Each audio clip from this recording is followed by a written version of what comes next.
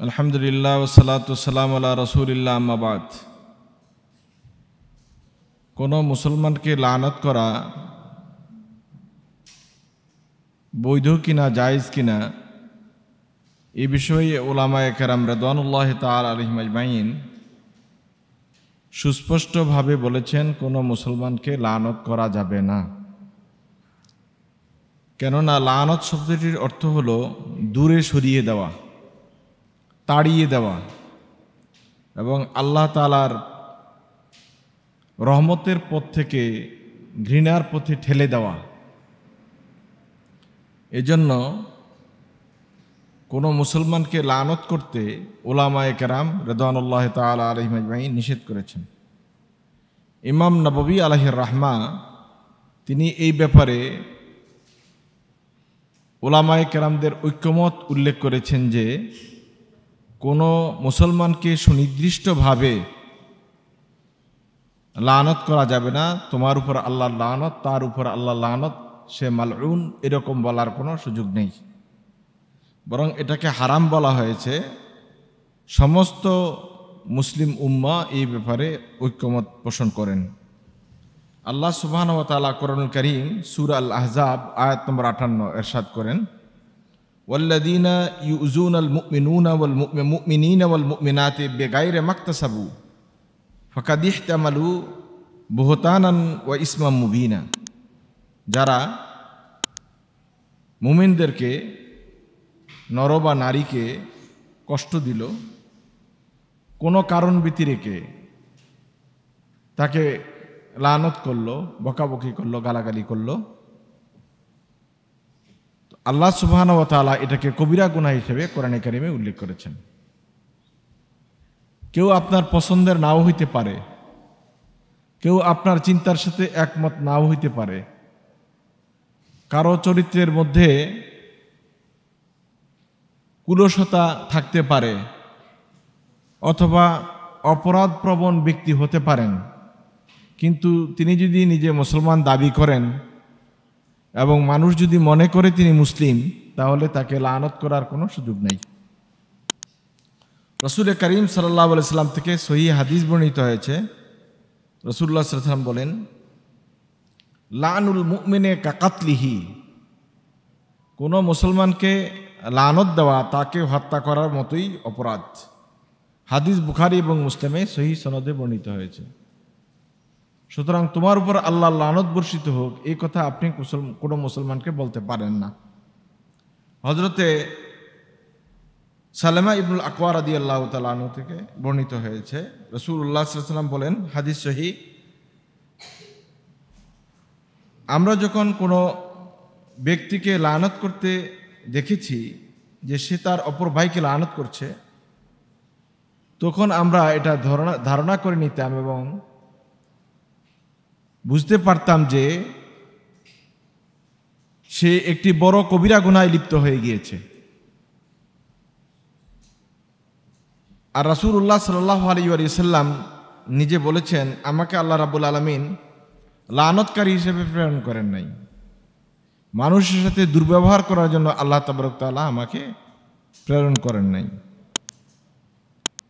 কাজেই রাসূলুল্লাহ সাল্লাল্লাহু আলাইহি ওয়াসাল্লামের ওসওয়া অনুসরণ করতে গিয়ে আপনাকে আমাকে এটা স্মরণ রাখতে হবে যে কোনো মুসলমানকেই লানত করার কোনো সুযোগ নেই, যদিও সে একজন পাপাচারী মুসলিম হোক না কেন।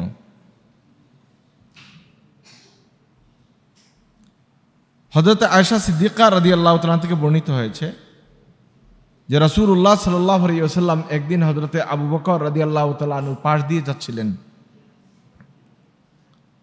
সে সময় হযরতে আবু বকর রাদিয়াল্লাহু তাআলা আনহু যে কোনো কারণেই হোক তার কোনো একটি গোলামের উপরে খুব রাগান্বিত হয়েছিলেন বা ক্ষিপ্ত হয়েছিলেন। ক্ষিপ্ত হয়ে তিনি তার গোলামকে লানত দিচ্ছিলেন। তো রাসূল সাল্লাল্লাহু আলাইহি ওয়াসাল্লাম হযরত আবু বকরকে বললেন, আবু বকর, লানকারী এবং সিদ্দিক এক হতে পারে না। তোমার মতো একজন সিদ্দিক লানতকারী হতে পারে না।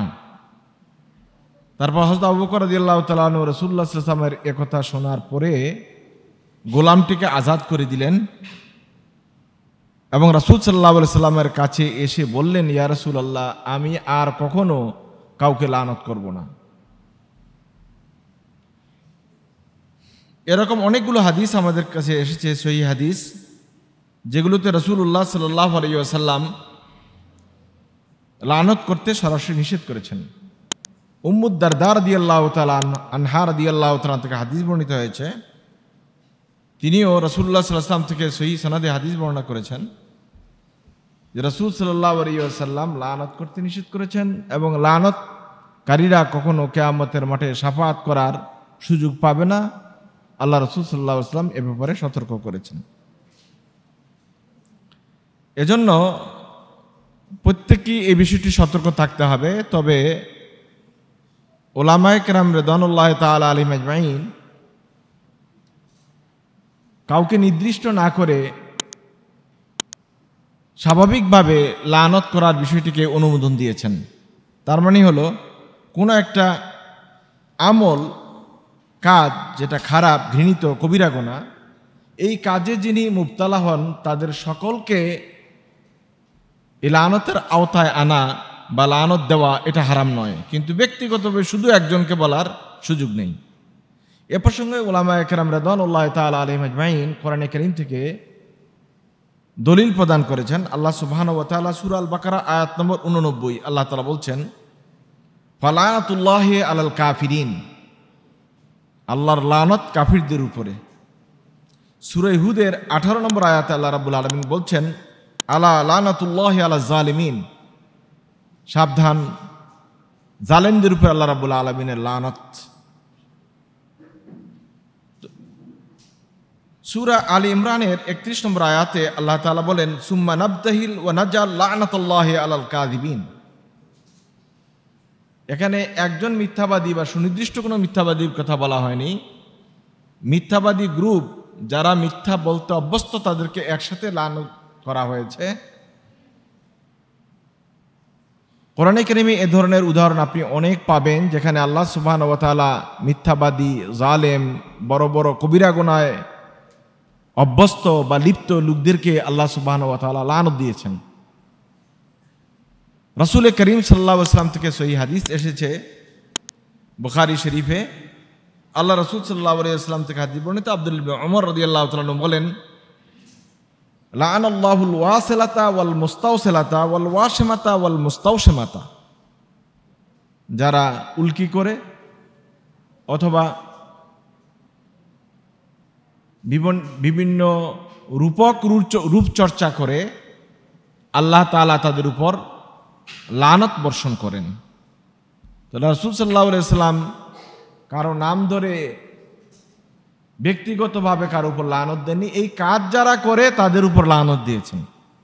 এজন্য উলামায়ে কেরাম বলছেন, লানত তখন দেওয়া যাবে যদি একত্রে সামষ্টিকভাবে কোনো একটি কাজের বিরুদ্ধে বলা হয়, ব্যক্তিগতভাবে কোনো ঈমানদার বিরুদ্ধে লানত দেওয়ার কোনো অনুমোদন শরীয়ত দেয়নি। আল্লাহ রাসূল সাল্লাল্লাহু আলাইহি ওয়াসাল্লাম এই ধরনের লানতের কথা দেয়ার বিষয়টি অন্যান্য হাদিসেও বর্ণনা করেছেন। যে সংক্রান্ত হাদিসগুলি উলামায়ে কেরাম রিদওয়ানুল্লাহি তাআলা আলাইহিম আজমাইন তাদের হাদিস গ্রন্থগুলোতে উল্লেখ করেছেন। তন্মধ্যে একটি হাদিস হযরত জাবির ইবনে আব্দুল্লাহ রাদিয়াল্লাহু তাআলা থেকে হাদিস বর্ণিত হয়েছে, ক্বালা ক্বালা রাসূলুল্লাহ সাল্লাল্লাহু আলাইহি ওয়াসাল্লাম, লাআনাল্লাহু আকিলার রিবা,